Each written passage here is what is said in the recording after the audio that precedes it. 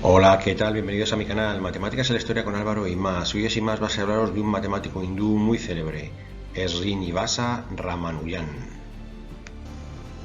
Pues sí, el protagonista del relato de hoy es Srinivasa Ramanujan. Fue un matemático autodidacta indio que con una mínima educación académica en matemáticas puras hizo contribuciones extraordinarias al análisis matemático, la teoría de números, las series y las fracciones continuas. Ramanujan nació en el año 1887 en Erode, dentro del estado indio de Tamil Nadu, falleciendo en 1920 en Kumbakonam, dentro del mismo estado donde nació, siendo su familia de la casta de los brahmanes, la más importante de todas, que está conformada por sacerdotes y asesores reales. Fue hijo único, pues todos sus hermanos fallecieron en los primeros años de su infancia. Su padre trabajaba como empleado en una tienda de saris y echaba mucho tiempo allí, con lo cual su madre fue quien se ocupó y volcó en su educación. Su infancia fue dura, marcada por la ausencia del padre, siempre trabajando, su débil salud y por no venir de una familia con muchos recursos económicos, pese a ser de la casta superior.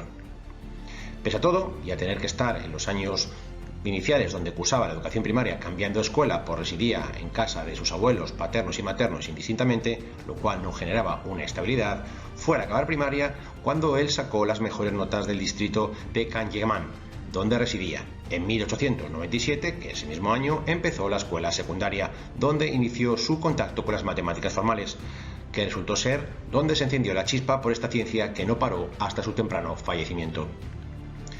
Durante la educación secundaria, que realizó con becas y ayudas, empezó a destacar en el mundo de las matemáticas, y al acabar esa etapa lo hizo con un premio extraordinario en el año 1904.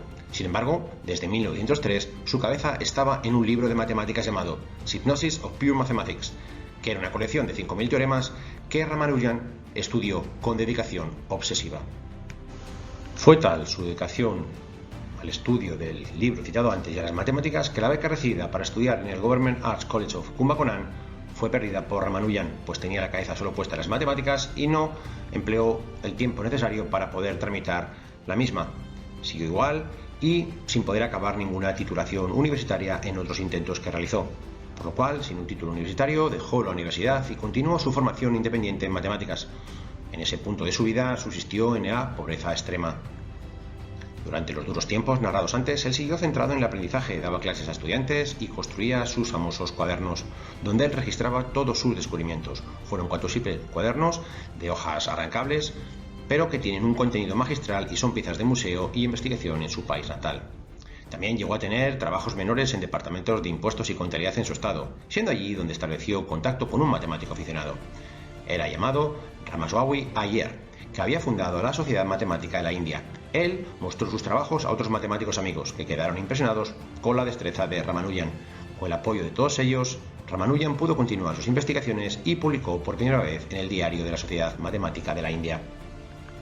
Después, 3 matemáticos destacados de esta misma sociedad, Narayana Iyer, Ramachandra Rao y Edgar William Middlemas, presentaron sus trabajos a matemáticos británicos de prestigio, pero no se concretó en nada, hasta que el mismo Ramanujan contactó al famoso matemático inglés Godfrey Harold Hardy, quien en 1913 lo invitó a Cambridge para trabajar, pero por temas religiosos y familiares, el protagonista de nuestro relato no fue, declinó la visita y el trabajo, hasta que al final, a comienzos de 1914, viajó y llegó a Cambridge, donde empezó a trabajar con Hardy y con otros matemáticos como el llamado John Evansor Littlewood. Durante casi 5 años estuvo trabajando con ellos, realizando teoremas, conjeturas que aún llevan su nombre. Y fue durante 1916 cuando fue galardonado con la licenciatura en ciencias por su trabajo en números altamente compuestos. Estos son números también llamados antiprimos, que son enteros positivos con más divisores que cualquier entero positivo más pequeño. Sus trabajos y estudios matemáticos le llevaron a alcanzar en 1917 su inclusión como miembro de la Sociedad Matemática de Londres, y en 1918 fue elegido miembro de la Royal Society, así como miembro del Trinity College de Cambridge. Ahora entramos en la parte final de este relato, que es la de su prematura muerte.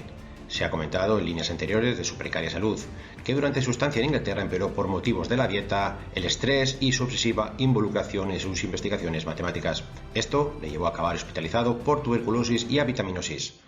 Ramanujan regresó a su hogar en Kumbakonam, en la India, en 1919, falleciendo el año 1920 a la edad de 32 años.